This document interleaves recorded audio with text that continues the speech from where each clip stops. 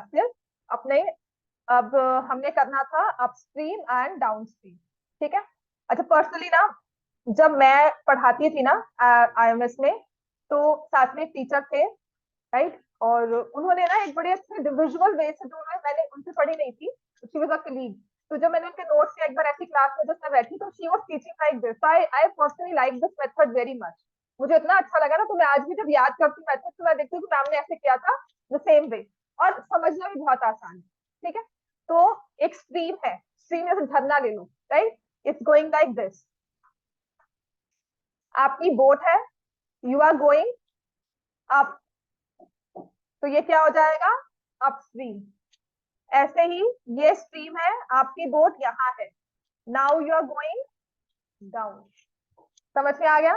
पहली बात तो अपस्ट्रीम और डाउनस्ट्रीम क्यों कहते हैं, मुझे कभी समझ नहीं आया था कि why the name is upstream, why the name is downstream. ठीक है, अपस्ट्रीम इसलिए क्योंकि एक रिवर है, आप अप जा रहे हो, पहाड़ पर चढ़ रहे हो, ठीक है, और स्लाइड से नीचे आ रहे हो, slide down, that's why it's downstream. अब स्ट्रीम जो है उसकी अपनी एक स्पीड है, पानी बह रहा होता है, उसकी अपनी एक स्पीड होती है, तो late the speed of stream कहा जाता है, let the stream of water या स्पीड ऑफ वाटर, वैसे स्ट्रीम ही कहते हैं, उसको मैंने ले लिया बाय किलोमीटर पर आवर। और उसके ऊपर आप बोट चला रहे हो, मोटर बोट है, कुछ भी आपने एक वो रखी है बोट, सिंपल बोट रखी है, मैनुअल है, कुछ भी बोट होगी, उसकी एक स्पीड होगी, उसको मैंने ले लिया x किलोमीटर पर आवर। वो मीटर पर सेकंड में भी हो सकती है, किलोमीटर पर आवर में भी। क्लियर हो गया। एक्स एंड वाई हमने स्पीड और रिस्पेक्टिवली ले ली, बोट की और स्ट्रीम की। अब अगर आप अप द स्ट्रीम जा रहे हो, जाना मुश्किल है कि आसान है, मुश्किल होगा, क्यों, क्योंकि एक रेजिस्टेंस मिलेगी स्ट्रीम से, वो आपको पीछे को खींचेगी, आप फोर्स लगा के आगे से जाओगे, तो इफेक्टिवली आपकी स्पीड क्या हो जाएगी, कम हो जाएगी। कितना कम हो जाएगी, जितनी स्ट्रीम आपको पीछे खींच रही है। तो इसे बोलते हैं speed upstream, is difference of two speed. Speed upstream is x minus y. समझ में आ गया। Upstream speed is x minus y. इतना क्लियर हो गया। माइनस क्यों हुआ, क्योंकि आप चढ़ रहे हो, स्लाइड है, उसके ऊपर चढ़ रहे हो, ऊपर चढ़ना मुश्किल लगता है, थोड़ा फोर्स के साथ जाना होता है, पहाड़ चढ़ना मुश्किल होता है, बाद में तो समझ नहीं है। ठीक है। अब ऐसे ही है डाउन स्ट्रीम, वही स्ट्रीम है y किलोमीटर पर आवर, वही बोट है x किलोमीटर पर आवर। अब जो ये बोट लिखी होती है ना, इसकी स्पीड होती है इन स्टिल वाटर, कि अगर पानी बिल्कुल स्टिल हो, मोटर की स्पीड ले, तो वो x किलोमीटर पर आवर। जैसे आप रोड पे कार चलाते हो, road is not moving, road is still, तो आपकी सिर्फ कार की स्पीड काउंट होती है। समझ में आ गया। तो ऐसे ही speed of the boat is x kilometre per hour, ऊपर से नीचे आ रहे हो स्लाइड करते हुए, स्पीड बढ़ जाती है ना, तो यहाँ जाएगा x प्लस वाई किलोमीटर पर, ये आ जाएगा speed down, speed downstream is x plus y kilometre per hour. अब इस पे क्वेश्चन कैसा आता है, आपकी बुक में ही दिया, बुक में नहीं दिया हुआ, मैं लिखवा देती हूँ। एक तो क्वेश्चन है इन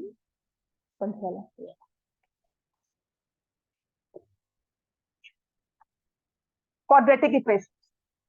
ठीक है, क्वाड्रेटिक इक्वेशन में इसका क्वेश्चन है, a motor boat, a motor boat whose speed is whose speed is 18 kilometer per hour. Motor boat whose speed is 18 kilometer per hour in still water takes 1 hour more to go 24 kilometer upstream than to return downstream to the same spot. राग, आप घर पे पढ़ाई कर रहे हो कि नहीं? नहीं, एक्स्ट्रा एग्जाम्पलर कल मुझे दिखाना है जो तुम करते हो घर पे, ठीक है, सारा चेक करवाना है विद क्वेश्चन, ठीक है। कौन सा चैप्टर दिखाओगे? चैप्टर 7 एग्जाम्पल के क्वेश्चन अच्छे से किए हुए, मैं आपको मार्क भी कर देती हूँ। है आपके पास एग्जाम्पल? अभी है? ठीक। मैं ना वो उस वाली फॉर्म में, अरिहंत की सॉल्यूशन वाली फॉर्म में है कि पीडीएफ वाली जो है, एनसीईआरटी, कौन सी वाली है सॉल्यूशन, कहाँ से ली हुई है? हाँ तो एनसीईआरटी बुक की तरह है कि? A motorboat whose speed is 18 km per hour in still water takes 1 hour more to go 24 km upstream than to return downstream to the same spot. एक मोटर बोट है, उसकी स्पीड इन स्टिल वाटर दी हुई है 18 kilometre per our, निकालने को कहा है speed of stream. तो हम लिखेंगे let the speed of stream is equal to x kilometre per hour. Let the speed of stream is equal to x kilometer per hour.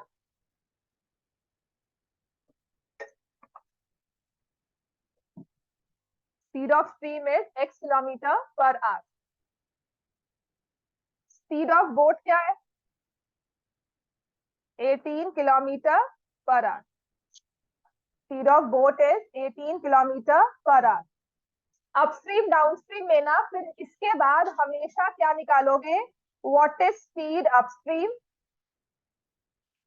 What is speed downstream?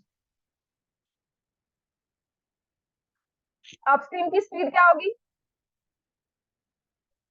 Plus की minus? Up जा रहे हो, पहाड़ के ऊपर चढ़ रहे हो, क्या हो जाएगा? 18 minus x kilometre per our. Downstream क्या हो जाएगा? 18 प्लस एक्स किलोमीटर पर। अब है तो स्पीड डिस्टेंस की बात ही ना, टाइम की बात है, स्पीड डिस्टेंस की बात है। डिस्टेंस का फॉर्मूला क्या होता है? स्पीड इनटू टाइम, ठीक है। तो उसने कहा है motor boat whose speed is 18 in still water takes 1 hour more to go 24 kilometre upstream then to return downstream. Downstream से 1 घंटा ज्यादा लग रहा है, ठीक है। तो क्या ऐसा लिख सकती हूँ? Time upstream is 1 hour more than time downstream, है ना। अपस्ट्रीम का टाइम ज्यादा होगा ना, स्पीड कम हो गई, अपस्ट्रीम में स्पीड कम हो गई तो टाइम ज्यादा होगा। क्लियर हो गया? 1 hour more to go 24 kilometre upstream then to return downstream. फिर मैंने आपको कहा था कि हमेशा ऐसे वाले क्वेश्चंस में most of the times that I से 95% आपकी इक्वेशन टाइम में बनती है। क्या बता सकते हो टाइम अपस्ट्रीम कितना होगा और टाइम डाउनस्ट्रीम कितना होगा? हाँ जी।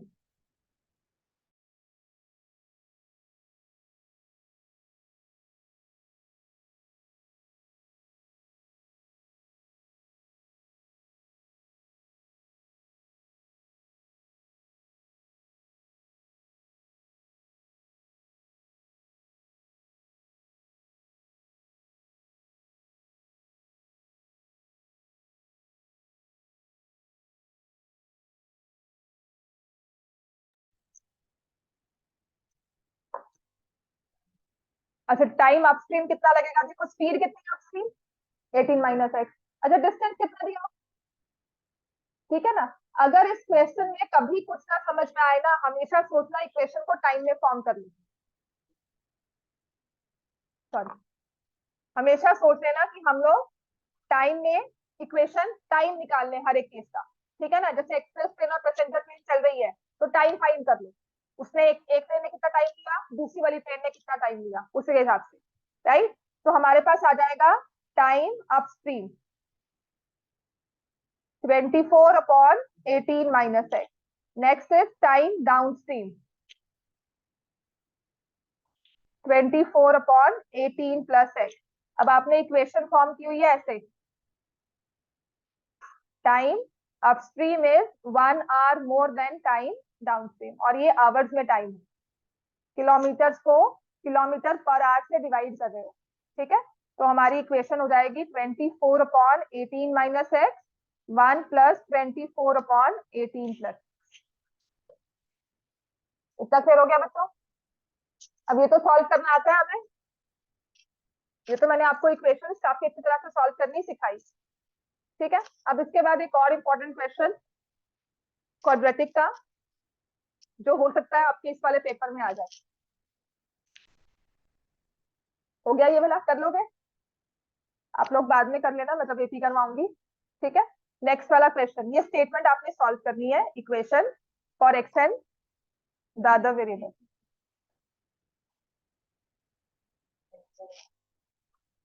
एक्स और एक्स हो जाएगा बच्चे, ये ऐसे है, मैं भी अब ऐसे ही, है ना। अब वो भी गलतियां मैं करती हूँ जो तुम लोग कर रहे हो, और आप मुझे बताते हो मैम किलोमीटर पर आवर लिख दिया। हाँ बिल्कुल हो सकता है, ये लो 24 कट कर आज। अब बताओ, मैं तो उसको कह रही हूँ बिल्कुल हो सकता है, क्योंकि ये 1 बीच में बैठा हुआ है, ये +1 है, इसमें 24 नहीं है, नहीं कट होगा। That is what I am saying, नहीं होगा, ये 1/1 है। वो तो कहने की बात है कि कट हो जाएगा, मैंने कहा हाँ बिल्कुल कट होगा, करो उसके बाद क्या, राइट।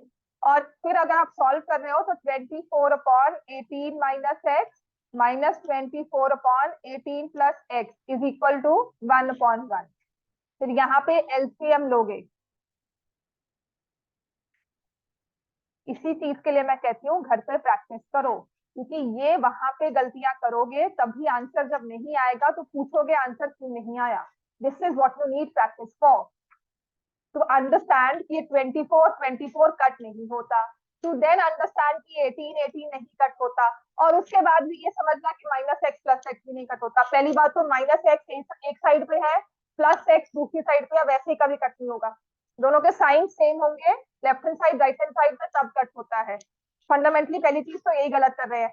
देन एक नंबर डिनोमिनेटर में है, how can we cut it, then 24 is not common throughout, how can we think of cutting it, एक बार दिख रहा है मुझे, समझ में आ गया। तो ये सिर्फ आपकी चीज जो है, this is lack of practice, nothing else. 24 into 18 plus 24x minus 24 into 18 plus 24 into x is equal to 18 minus x, 18 plus। अब आपकी देखो ना, ये चीज और ये चीज, एक साइन प्लस में एक साइन माइनस में, दोनों एक साइड पर है, इसको कट किया। समझ में आई बात। अब 24 और 24 हो गया 48 है, is equal to 324 minus x²। समझ में आई बात ये, इस इक्वेशन को सॉल्व कर लेना। कितना क्लियर है हमें, हाँ जी। ठीक है, मैं अभी आपको जब इनको एक ही करवाऊंगी तब ये इक्वेशन सॉल्व करना। अब नेक्स्ट लिखो, solve this equation, 1/a plus 1/b plus 1/x is equal to 1/a plus b plus x। इसकी दो वेरिएशन है भी, हाँ मुझे पता है, ये तो करवाना है, ये तो इम्पोर्टेंट है, केवीएम के पेपर में एक दो बार आया भी हुआ है। अब इसी का ना साथ में एक और क्वेश्चन है, जिसमें ना ये मैं करवाऊंगी, सेकंड वाला आप खुद करोगे। 1/2a plus 1/b plus 1/2x is equal to 1/2a plus b plus 2x। अब आपका बस चले तो पूरा ही कट कर दो, तो ये देखो यहाँ पे भी ए बी एक्स है, यहाँ भी ए बी एक्स है, कट हो गया, खत्म। 1 = 1 एंड प्रूव, है ना। अच्छा समझ में आ गया। जैसे ये क्वेश्चन होगा ना सॉल्व, वैसे सेम टू सेम यहाँ पर होगा, राइट। तो sometimes it's 2a, sometimes it's 2b as well. Variation करना है क्वेश्चन में, 2a दिया है ना तो 2b भी कर सकते हैं। अब देखो इस क्वेश्चन में होता क्या है, किसी भी इक्वेशन को जब आप सॉल्व करते हो, है ना, तो हम बेसिकली क्या करते हैं, बेसिकली सबसे पहले क्या सिखाया जाता है, सभी वेरिएबल्स को क्या करते हैं, इकट्ठा। किसी भी इक्वेशन का स्टार्टिंग पॉइंट यही होता है कि उसके वेरिएबल्स को इकट्ठा कर दो। ए बी और एक्स में वेरिएबल किसको मानते हैं, एक्स को। लिखा होगा solve for x, find the value of x, तो आपका वेरिएबल एक्स है। तो हमें करना क्या है, एक्स की टर्म एक यहाँ है, एक्स की टर्म एक यहाँ है। मैंने क्या किया, ये 1 + x को उठाकर दूसरी साइड ले गई। ठीक है, मान लो यहाँ पे दिया हुआ है 4 + x और यहाँ दिया है 1/x, तो आप इस 1/x को यही लेकर जाओगे कि ये 4 + x दिया हुआ है। समझ में आ गई बात ये, राइट। जैसे अभी आपने 18 माइनस एक्स दिया था, ये वाली इक्वेशन बनी थी, इसमें एक एक्स यहाँ था, एक एक्स यहाँ था, तो मैं इस टर्म को उठाकर यहाँ लेकर गई थी। समझ में आई ना बात? तो वही चीज हम फॉलो करेंगे अपने इस वाले क्वेश्चन में। अब करना है हमें एलसीएम। जितना इजी क्वेश्चन नहीं है उतना कोई नहीं होगा। सिर्फ इसका एक स्टार्टिंग पॉइंट है, आप इसे लिख दोगे b upon a by A B. समझ में आ गया? ऊपर 1 है, एलसीएम ए बी हुआ, इसको मल्टीप्लाई किया b से, इसको मल्टीप्लाई किया a से, तो is equal to x minus a minus b minus x upon a plus b plus x into x. समझ में आ गया सबको ये? ऑनलाइन वाले बच्चे, Darpan, Ishwi, Kabir, yes ma'am. Yes ma'am. Yes ma'am. X और एक्स कैंसिल हो गया, यहाँ पर हो गया b plus a upon a b, minus common लिया, a plus b x into a plus b plus x.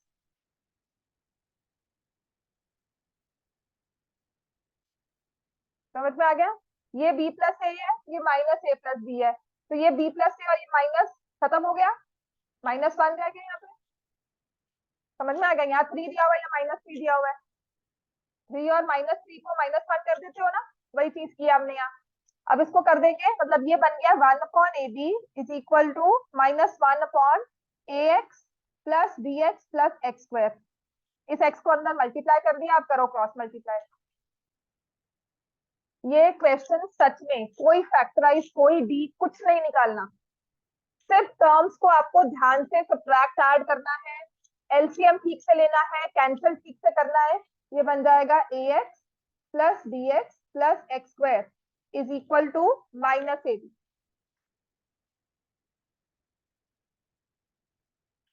समझ में आ गया? तो ये आ जाएगा x square plus a x plus b x plus a b equal to 0। अब इनमें से और इनमें से देखो, ऑलरेडी फैक्टराइज फॉर्म है, एक्स कॉमन लिया x plus a, plus b common लिया एक्स प्लस ए, तो x plus b equal to 0 और x plus a equal to 0। X की वैल्यू क्या आ गई? -3, एक्स की वैल्यू क्या आ गई? माइनस। बस ये आंसर है। समझ में आ गया इतना? यहां तक मुश्किल है किसी को? ऐसे ही जो इसका साथ वाला क्वेश्चन है वो करोगे। और आपको कौन सा वाला करवाया था? ए प्लस बी वाला।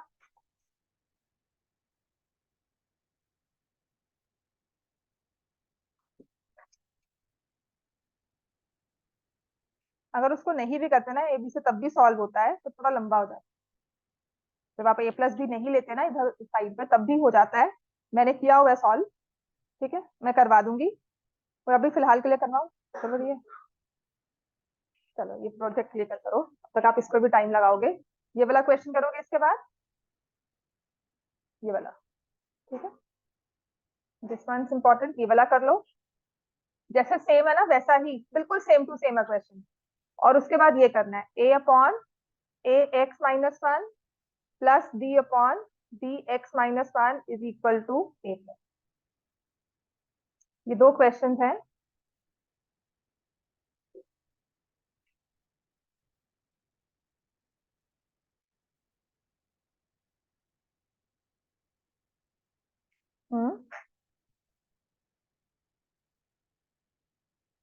क्या?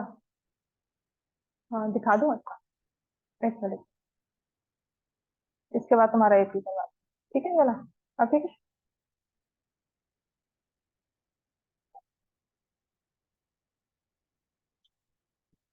हो गया सॉल्व। तो मैं आपको एपी में जनरल टर्म वाला करवा देती हूँ, चैप्टर एक्सरसाइज 5.2 स्टार्ट करवा देती हूँ। तब तक आप लोग बच्चे अपना पिछला टेस्ट रिवाइज करोगे, केस स्टडीज जो भी आपके पास है फिलहाल के लिए, और कुछ नहीं तो स्टेटमेंट प्रॉब्लम से राइज कर लो, लीनियर इक्वेशन बुक वाली।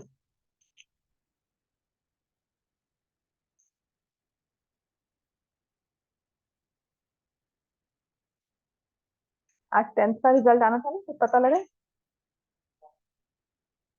आज नहीं, नोटिस आया हुआ था, आज आना था पर आया नहीं।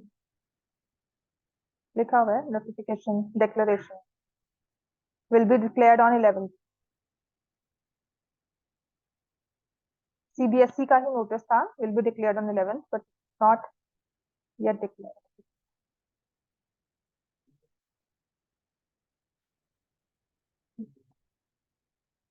नोटिस फेक है? हाँ, डेट शीट फेक आ गई थी बट बिल्कुल सेम है ये।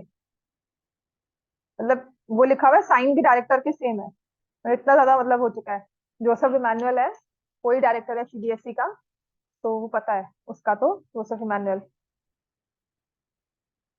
कब से, पिछले 5-6 साल से यही है बंदा। 2016 में तो था, 16 में नहीं, 18 में तो यही था, 18 में पक्का पता है। उसके बाद भी अभी भी यही है। ठीक है, 16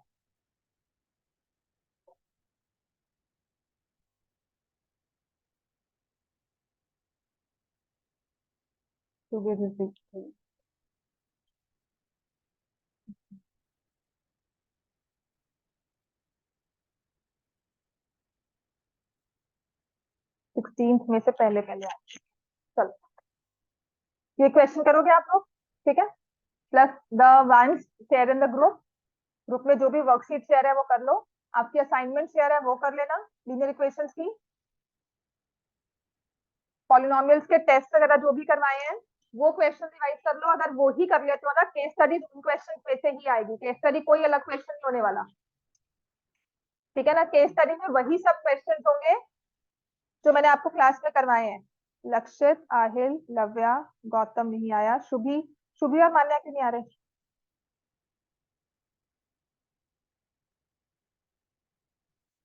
धृति, Jasleen, Navya, Saanvi, Saanvi is present today, Vismeet, Kaysha, Shiven, दर्पण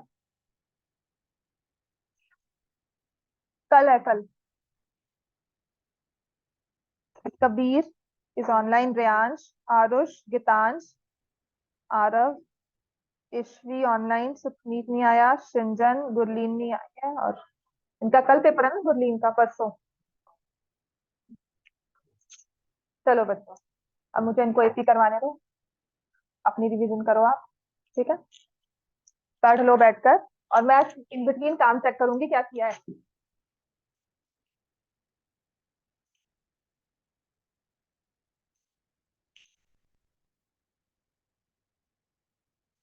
साइन चेंज होगा ना, ब्रैकेट के बाद माइनस साइन, इसको बड़ा बड़ा सर्कल कर ले ताकि पता लगे हमें गलती करते हैं सीरियसली।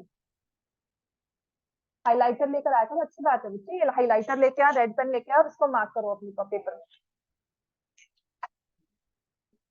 थर्ड क्वेश्चन ये वाला, इसको ना अगर ट्रेडिशनल वे से ही करोगे, आप एलसीएम लोगे, a into b x minus one, उससे हो जाता है। ये किया हुआ है, बकायदा किया हुआ है, ये आईसीएसई की बुक में है। और उनको करवाया था तो ऐसे ही करवाया था, बस इसकी हिंट दिया हुआ था कि नहीं जी इसको ऐसे कर लो तो इजी हो जाएगा।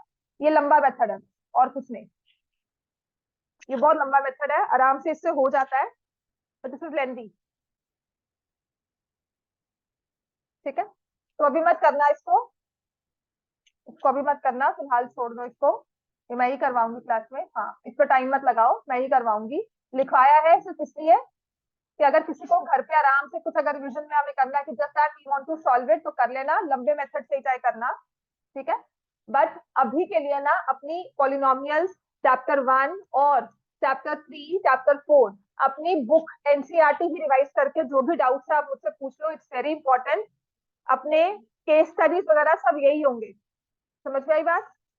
केस स्टडीज इन सब में से ही आएगा, केस स्टडीज में कोई एक्स्ट्रा क्वेश्चन नहीं होगा। एक डाउनवर्ड स्लोपिंग पैराबोला में माइनस साइन लगाना है, वो चीज याद रखना पक्की बात में। ठीक है, और एक जो क्वेश्चन है alpha by beta plus beta by alpha, तो आपको इक्वेशन दी हुई है 2x² minus 5x plus 7 equal to 0। इसको पहले तो फैक्टराइज नहीं करना है, 14 फैक्टर मल्टीप्लाई करके -7 + 2 कर देते हो, फैक्टराइज वैसे नहीं करना, दिस इज अ पॉलिनोमियल। तो इसमें हम लिखते हैं alpha plus beta is 5, alpha beta is 5/2, alpha beta is 7/2। Find the value कहा जाता है। पहली चीज तो जब आपको दिया हुआ है alpha raise to power minus one, थोड़े डाउट्स है जो मुझे पेपर में क्लियर करने थे। Alpha raise to power minus one, beta raise to power minus one, तो इसको क्या लिखते हैं? Alpha raise to power minus one, one by alpha. Beta raise to power minus one, जब एलसीएम लोगे तो क्या हो जाएगा? Alpha plus beta by alpha b. ये directly plus sum of roots on product of roots है। जब ये इस तरह से होगा alpha by beta, beta by alpha, लिखो इसको साथ साथ में। ऐसा देखिए मूवी चल रही है यहाँ पे कि मैं सीन बाय सीन रिपीट कर रही हूँ, मूवी देख रहे हो। इस चीज को लिखो कि दिस इज, इसको सॉल्व कैसे करेंगे? Alpha raise to power minus one, याद ऐसे ही होगा ये। मैंने आपको कहा downward sloping parabola, right minus sign before the polynomial. इस चीज को भी ड्रॉ करो। हाथ चलेंगे ना तभी दिमाग चलेगा, ये जब पेन चलता है तभी दिमाग में बात बैठती है, मैथ्स में specially.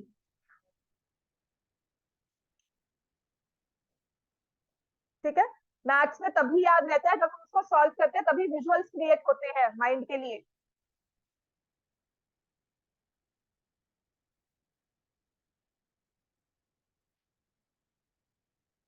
Alpha by beta plus beta by alpha. अब इसमें जब एलसीएम लेंगे गीतांश, हाँ जी, इसमें जब एलसीएम लेंगे तो क्या होगा?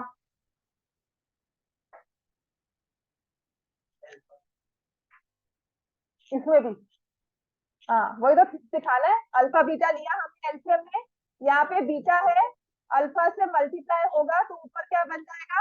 Alpha square. यहाँ क्या बन जाएगा? Beta square. इसीलिए कह रही हूँ लिखो इसको। ये क्वेश्चन आपका m और n के साथ है कि m and n are zeros of the given polynomial, find the value of n by n, n by m। बात वही है, अल्फा बीटा आर जीरोस। तो जब यहाँ पर आपने एलसीएम लिया alpha square plus beta square, अब इसको सॉल्व कैसे करना है हमें? हाँ जी, आइडेंटिटी तो लगाएंगे। अब आपको दिया हुआ है alpha plus beta is 5/2। Class 9 में वापस जाओ, चैप्टर 2 स्क्वायरिंग बोथ साइड। ठीक है ना, इसको नहीं सोचना कुछ भी, इसका फॉर्मूला, इसको हम लेंगे स्क्वायरिंग बोथ साइड। ये तब समझ में आया कि ऐसे दिखाऊं जब यहाँ फॉर्मूला ही देखा लिखा हुआ है alpha plus beta whole square plus 2 alpha beta, right. तो हमने क्या किया? स्क्वायरिंग बोथ साइड से आपने कहा alpha plus beta whole square is equal to 25/4। Alpha plus beta whole square को ओपन करो, alpha square beta square 2 alpha beta 25/4। लिख बेटा इसको, देखो मत। कौन से वाला बेटा?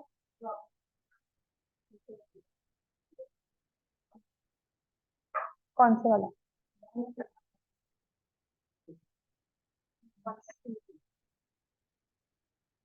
वो मैंने अपना किया,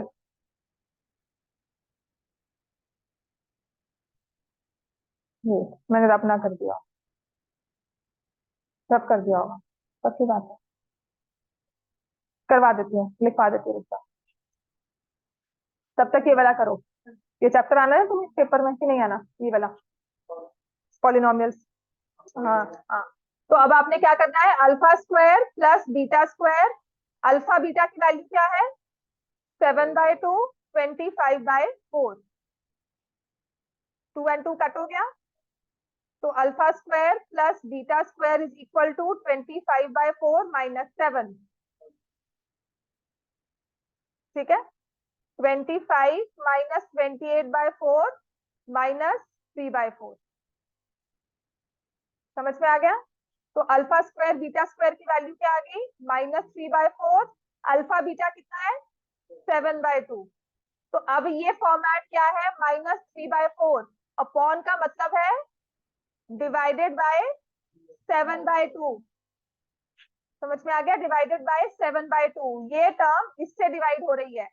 3/2 को लिखते हो 3/2। प्लीज इस चीज को समझो, कभी भी कंफ्यूजन होती है ना फ्रैक्शंस को सॉल्व करने में, कि 3/2 लिख लेना, कि 3/2 का 3/2 ये लिखते हैं ना। तो जब हमारा ये 3/4 और 2/5 होगा, तो it will be 3/4 divide by 2/5, which is chapter 1 rational numbers class 8। समझ में आ गई? क्लास 8 में रैशनल नंबर्स में यही चीज करते थे, सॉल्व इट। ठीक है ना? तो अब इसमें हम क्या करेंगे? -3/4 इंटू 2/7, तो आंसर आ जाएगा -3/14। अब सही हो गया ना। तो जब भी ऐसी क्वेश्चन में देखो, कंफ्यूजन कभी भी आ सकती है दिमाग में कि हाँ सॉल्व कर रहे हो, आज एक दिन करवाया तो हम परफेक्शनिस्ट हो गए, ऐसा नहीं होगा। So how to clear your confusion, paper में बैठकर दिमाग में फिर ये कंफ्यूजन हो सकती है, फिर हम उसको फ्रैक्शन में 2/7 7/2 लिख सकते हैं। समझ में आ गया। तो हमें करना क्या है, जब भी कंफ्यूजन आए, how to resolve, just write these two numbers. जैसे 3/2 को 3 डिवाइड बाय 2 लिखते हो, तो 3/4 डिवाइड बाय 2/5 को भी क्या लिखोगे, 3/4 डिवाइड बाय 2/5। समझ में आ गया। और जब ये डिवाइड साइन मल्टीप्लाई में चेंज होता है, तो ये बाद वाला नंबर जो है क्या होता है, रेसिप्रोकल। राइट। कंफ्यूजन रिजॉल्व हो गई कुछ हद तक, समझ में आई चीज कि नहीं। क्लियर है। फ्रैक्शंस में मेजॉरिटी बच्चे ये गलती कर रहे हैं। क्लियर हो गया। अब ये लिख लिया हमने इसको। चलो करो रिवाइज अपना। आपका वो क्वेश्चन है, लिखो। a/ax-1 d/dx-1 is equal to a+b। मैं उनको एपी करवा दूं। हाँ, 3 जीरोस आपको नहीं आएगा, आना नहीं चाहिए, सिलेबस में नहीं है वैसे तो। हाँ दिखा।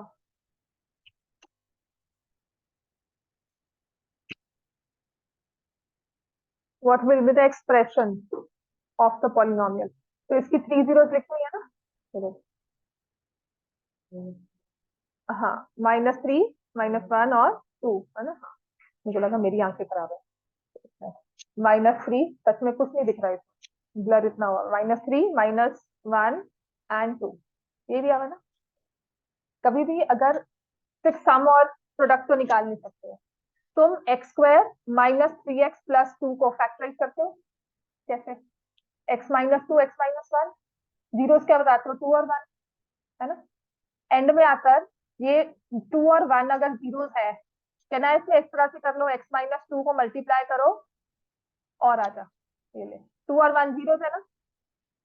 देख लो इस चीज को, 2 एंड 1 अगर जीरोस है तो कहना इसे x=2, x=1। इस 2 को इधर लेगी, x-2 = 0। इस 1 को इधर लेगी, x-1 = 0। मल्टीप्लाई दोनों को कर दिया। समझ में आ गया। तो अगर 3 जीरो दी है, एक्सप्रेशन फॉर्म करना है, कहना है इसे x+3 को मल्टीप्लाई करो x+1 से, मल्टीप्लाई करो x-2। समझ में आ गया। एक चीज ये है, प्लस हमारे पास 3 एक्सप्रेशन है, 3 जीरोस है, वैल्यूज पुट करके चेक कर लो।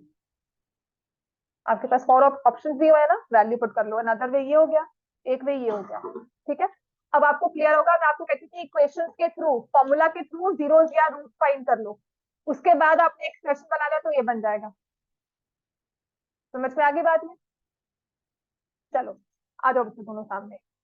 ऑनलाइन में अब है कबीर, कबीर, रेयांश और रेहान, केवीएम वाले बच्चे, और या जिनको एपी आना है। ठीक है, मैं करवा रही हूँ AP. General term of an AP is a+n-1 into d। Common difference होता है a3 -a2, a2 -a1। Clear हो गया। एक्सरसाइज 5.2 या उससे पहले वाले question.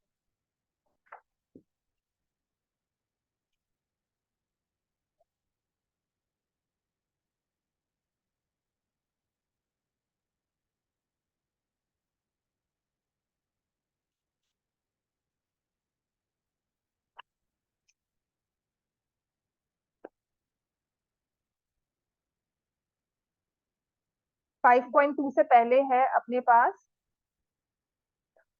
Example 3।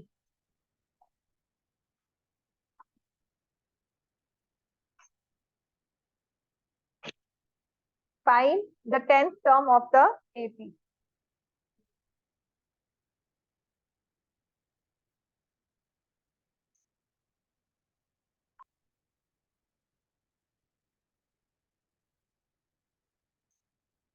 Find the 10th term of the AP. a1 क्या है, 2। सेकेंड टर्म क्या है, 7। a3 क्या है, 12। अगर एपी की 10th टर्म निकालनी है तो मैं जनरल टर्म का फॉर्मूला अपने पास ऐसे लिख लूंगी और फिर उसमें देखेंगे टर्म बाय टर्म। एन कितना दिया हुआ है मुझे, कौन सी टर्म निकालनी है, 10th। तो एन क्या हो गया, 10। फर्स्ट टर्म क्या होगी, 2।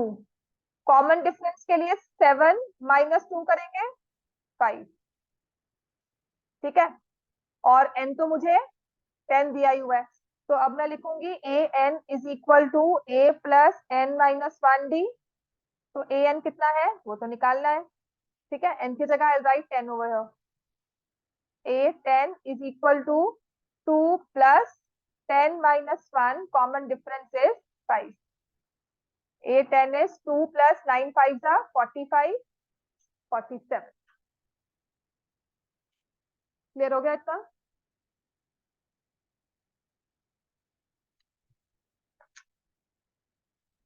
5.2 क्वेश्चन नंबर 1 करो सॉल्व तब तक। 5.2 question number 1। A B N और ए एन। फर्स्ट पार्ट में ए दिया हुआ है 7, बी दिया हुआ है 3, एन दिया हुआ है 8। तो मुझे अब निकालनी है 8 टर्म्स। लिखो।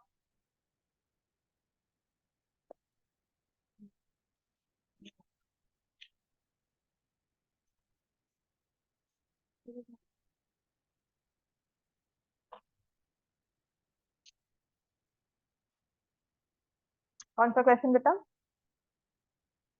फर्स्ट क्वेश्चन में कौन से वाला, ए part. solve the following pair of linear equations ax plus by is equal to a minus b, bx minus ay equal to a plus b। यही वाला प्लस माइनस भी कर सकते हो, क्लास में करवाया भी था। किस किस को समझ में आया, हाँ तो हाँ ये ठीक तो किया तुमने। इसके बाद इसको सब्ट्रैक्ट किया, ये माइनस में आ गया, ये भी प्लस में हो गया साइन, ये माइनस में और ये माइनस में। ठीक है, एक मिनट, ये बच्चे तुमने गलत किया ना यहाँ पे। ए एक्स आ जाओ plus b y a minus b, b x minus a y a plus, ऐसे दिया हुआ है। इसको तुमने मल्टीप्लाई किया बी से और इसको मल्टीप्लाई किया ए से, ये बन जाएगा a b x plus B square y. ये देख क्या बना, a b minus b square, multiply ठीक किया ना। अब यहाँ पे a b x minus a square y, यहाँ से हो जाएगा a square plus a b, minus minus plus minus, ये तो खत्म। इसमें से ये प्लस ए बी है, ये माइनस, ये खत्म। यहाँ पे क्या हो जाएगा, B square Y plus A square Y, और ये हो जाएगा minus b square minus a square. Y common लिया, B square plus A square, और माइनस कॉमन लिया, B square plus A square, ये खत्म। या फिर तुम्हारा वाला मेथड जो एड एंड सब्ट्रैक्ट, तो ये हो जाएगा a plus b x plus b minus a y is equal to, इन दोनों को ऐड सब्ट्रैक्ट कर दो ना, इनको ऐड किया, a plus b x plus b minus a y is equal to, b b खत्म, 2a। नहीं, इसमें ऐड सब्ट्रैक्ट नहीं होगा क्योंकि कोएफिशिएंट्स इंटरचेंज नहीं हुआ है, कोएफिशिएंट्स इंटरचेंज नहीं हुए ना, यहाँ पर प्लस है या यहाँ माइनस है, इसलिए वो रहने दो। हाँ, इससे कॉमन थ्रू आउट नहीं निकलता, वो भी कंफ्यूज ही करेगा। हाँ जी, हो गया बेटा सॉल्व। हाँ जी, तुम्हारा वाला क्या हो गया, कितना किया काम हितांश, हो गई। ये वाला हैंड आउट करना शुरू कर।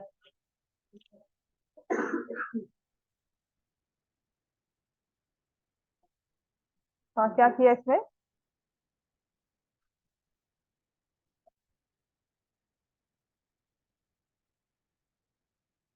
हाँ इसके बाद बी स्क्वायर क्या हुआ, B square plus A square. जब मैं उसको समझा रही थी जरा, B square plus A square into Y, यहाँ से ये चीज कैंसिल हो गई, यहाँ से plus B square plus A square equal to 0 आ गया,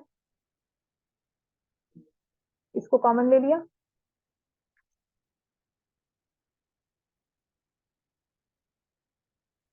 ये यहाँ से डिवाइड हो गया।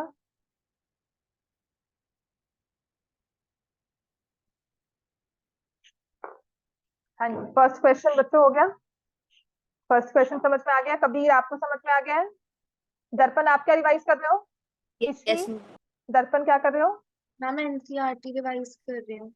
आपके स्कूल से ना नव्या ने भी ग्रुप में डाला है, हैंडआउट्स वगैरह डाले हैं, देखो।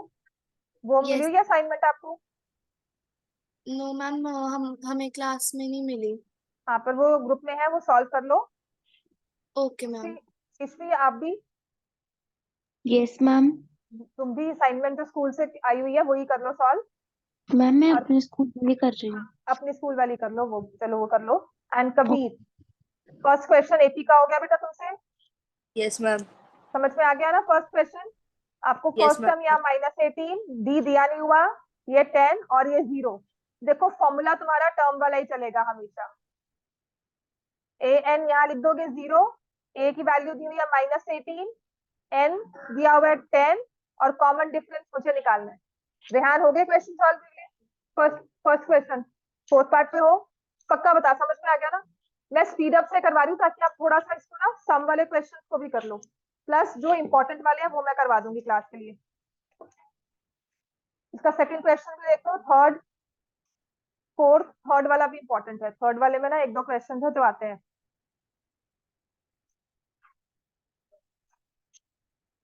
फर्स्ट का फोर्थ पार्ट नहीं हुआ। हाँ, सेकंड आगे कर दो, स्टार्ट हुई।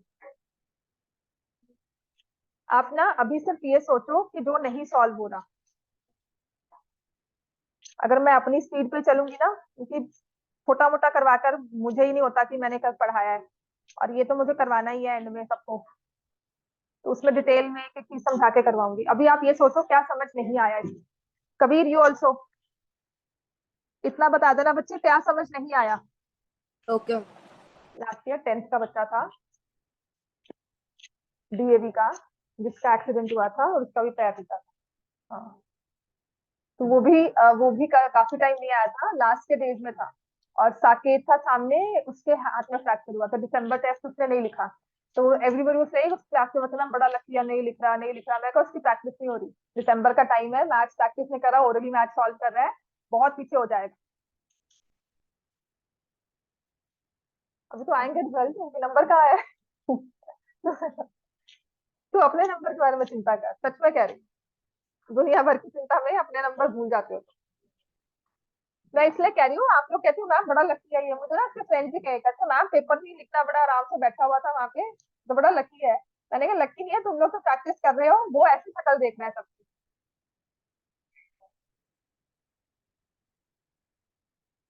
एन की वैल्यू डालनी है, और ए एन दिया हुआ है 3.6।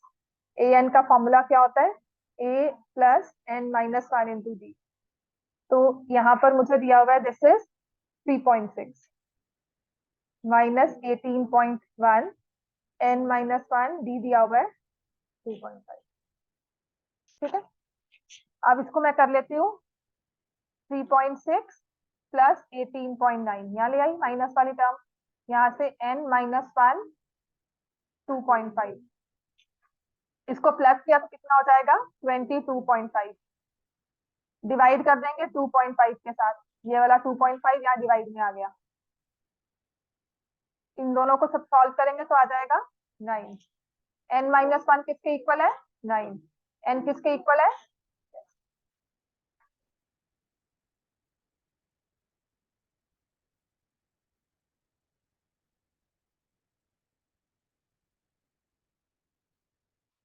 n की value is 10।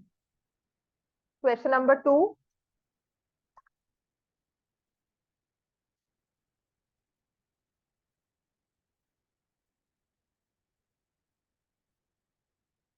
Find the correct choice. Question number 3, कायशा आते हैं क्वेश्चन से? सेकंड एक्सरसाइज आती है? कौन सा नहीं आता वो देखो। Kabir, yes ma'am. अच्छा स्कूल में सेकंड एक्सरसाइज की हुई है सारी? Yes ma'am. कितनी आती है इसमें से? मैम वो जो सम वाले हैं ना, मेरे को बस वो नहीं आ रहे थे इस चैप्टर में, जो एस सम एन वाले, वाले। हाँ वो मैं करवाऊंगी देखो। वो नहीं आ रही क्या थी हो गया? कुछ। बनाने दो उसको, तो अपना ध्यान दे, बनाने दे उसको, सीरियसली। तुम लोग ना ऐसे आपस में एक दूसरे को कमेंट्स करके कुछ भी करके, मतलब क्लास सच में कहती हूँ, अभी तो मैं नहीं पढ़ा रही, ठीक है, जब पढ़ा रहे थे तो डिस्ट्रैक्शन होती है, तभी मैं डांटती हूँ और कुछ नहीं। तो for the moment I am speaking something and I see you know talking amongst yourself, वो इशारे कर रहे हो, कुछ कर रहे हो, सिर्फ एक डिस्ट्रैक्शन होता है, सिर्फ उसको, फिर क्या होगा, एक बच्चा आएगा, दो बच्चा आएगा, फिर पूरी क्लास में इन्वॉल्व हो जाती है।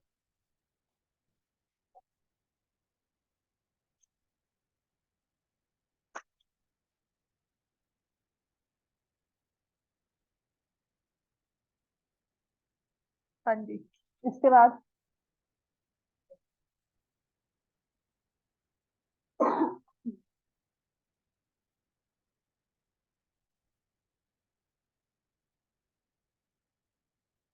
क्वेश्चन लिखा ना जरा, क्या लिखा है? वो जो इसने डाली है वो है कि कोई और है?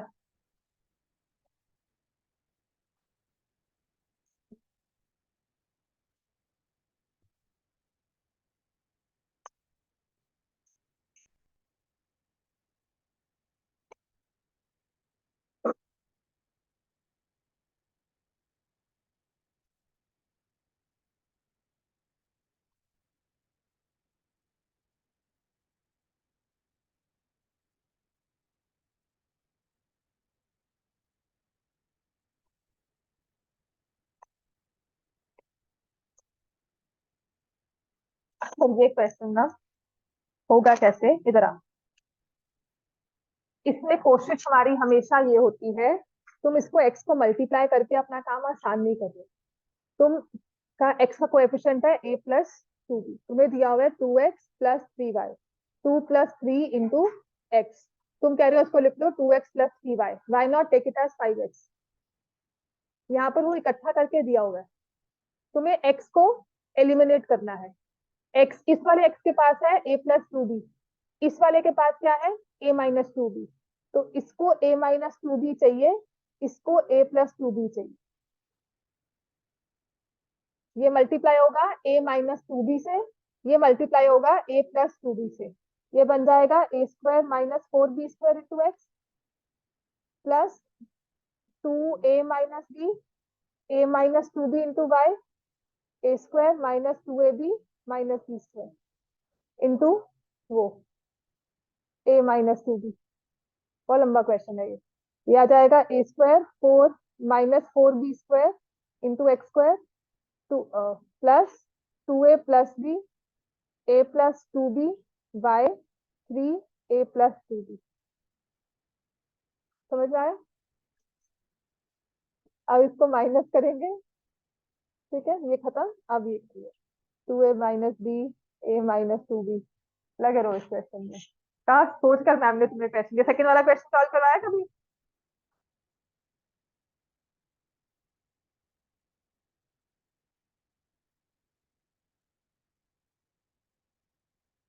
हाँ, ऐड सब्ट्रैक्ट करके तो आ ही जाएगा। अच्छा, अब इसमें देखो क्या है, a प्लस 2b है, a माइनस 2b। आना नहीं चाहिए वैसे तो, पर तुम्हारे स्कूल में डाल दिया है। इसमें कोएफिशिएंट इंटरचेंज हुए हैं, इसको ऐड सब्ट्रैक्ट कर लो। सही बात है, ये क्वेश्चन थे क्रॉस मल्टीप्लिकेशन मेथड के, जहाँ पे a और b दिया जाता था ना, वो क्वेश्चन होते थे क्रॉस मल्टीप्लिकेशन, कुछ नहीं सोचना है, फॉर्मूला लगाया बस, दैट्स इट। वो मेथड मुश्किल था, मेथड मुश्किल था, पर ऐसे वाले क्वेश्चन को इजीली टैकल करता था। मल्टीप्लाई कैसे होगा, प्लस कौन सी टर्म होगी, वो आराम से उसमें बस फॉर्मूला के थ्रू आती थी। नहीं आना चाहिए ना, जब मेथड डिलीट कर दिया।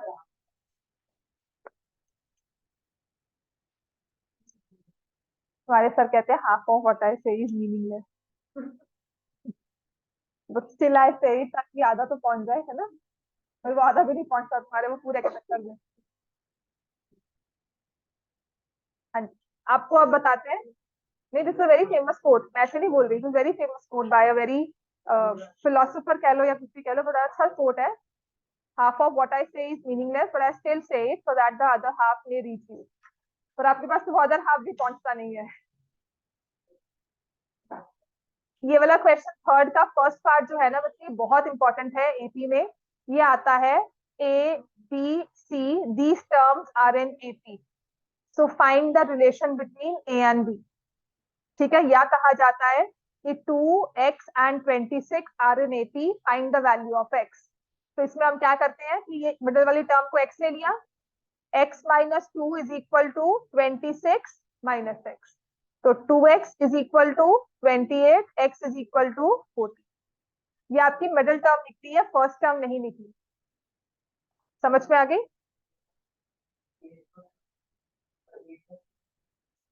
हाँ वो भी कर सकते, बिल्कुल ठीक है।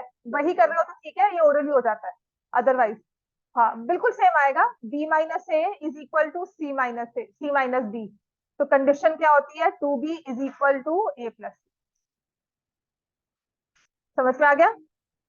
ठीक है, पढ़ ले, एक क्वेश्चन कर ले वो पूरा। इसको ऐड सब्ट्रैक्ट करो सेकंड वाले को।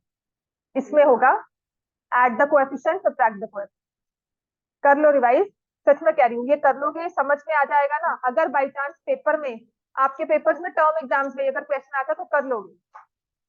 ठीक है, थर्ड का second part, third part, fourth part, fifth part हो गया। 11th term of the AP, first term दी हुई है -3, कॉमन डिफरेंस क्या है, -1/2 माइनस ऑफ -3। ठीक है, अब ना इस -1/2 को ना 0.5 देखते हैं, बहुत आसानी से समझ में आ जाएगा। अब समझ में आ गया, कॉमन डिफरेंस क्या हो जाएगा, 2.5। अब हो गया है ना? हाँ, क्वेश्चन नंबर 2 सेकंड पार्ट, जब भी 1/2 दिया जाता है ना, कैसा बात सुन लेना, जब भी 1/2 एपी में दिया जाता है ना, ऑलवेज टेक इट एज 3/2, 4/5, 5/2, ऐसे 2.5, 1.5 लेना पसंद करती हूँ। डिफरेंस निकालना 0.5 में बहुत आसान हो जाता है। क्वेश्चन नंबर 3 का मुझे बताओ कोई पार्ट जो नहीं सॉल्व हुआ। सेकंड नहीं हुआ, देख सेकंड पार्ट में क्या दिया हुआ है, फर्स्ट टर्म हमारी मिसिंग है 13, फिर मिसिंग है ये 3। ये फर्स्ट टर्म है a, ये सेकंड टर्म, थर्ड टर्म को क्या लिखेगा, a प्लस 2d। फिर सेकंड टर्म को क्या लिखेंगे, a कितना है नहीं पता है, d कितना है नहीं पता, चलो ये क्या है, फोर्थ टर्म। क्या होगा, तो तुम लोग को तो इतनी बड़ी जल्दी समझ में आ गई। तो -2d is equal to 10, d equals to d -5 आ गया। तो फर्स्ट टर्म क्या आ जाएगी,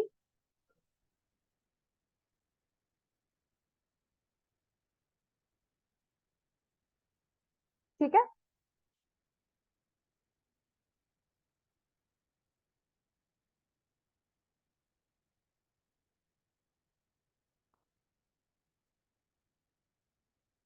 घर पे मैथ्स में क्या रिवाइज कर रहे हो, कर भी रहे हो कि नहीं? तभी हमारे ये निकल रहे हैं क्वेश्चन, मैम 24 कट हो जाएगा, -x कट हो जाएगा, है ना। अपना ना टेस्ट कर लेना, पॉलिनोमियल्स का करना है कि लिनियर इक्वेशंस का। चलो टेस्ट नंबर 7 सब करके लाना चाहिए। मार्किंग स्कीम फॉरवर्ड कर दो, बताइए मतलब क्या, कैसे, कितने मार्क्स का पेपर होगा, 40, 8 ऑब्जेक्टिव्स। यार लिख के दे मुझे, फॉरवर्ड कर, मैं भूल जाऊंगी, इस पे लिख दे, ये लो। केस स्टडीज यही होती है क्वेश्चन, जो तुमने ये पढ़ा है ना केस स्टडी में, कुछ और तो आने नहीं वाला। तुम्हें क्यूब तो पूछेंगे नहीं, अगर मैंने क्वाड्रेटिक करवाया, क्यूबिक तो कहेंगे नहीं, है ना, वही उसी चीज में आएगा। यहाँ पे लिख,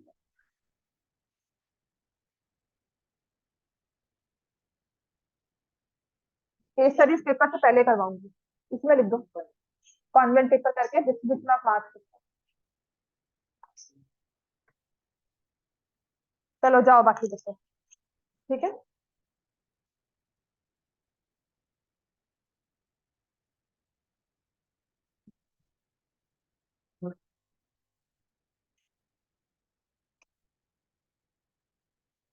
जिसने एपी करना है वो रुक जाओ, बाकी सब बच्चे जा सकते हैं।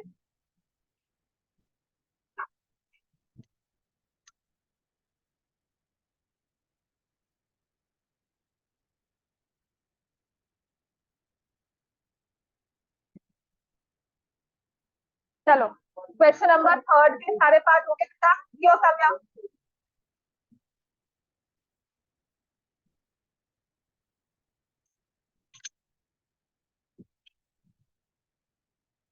राघव मुझे कल चैप्टर 7 के एग्जाम्पलर तुम दोनों ने करके ला कर दो, एग्जाम्पलर, ठीक है।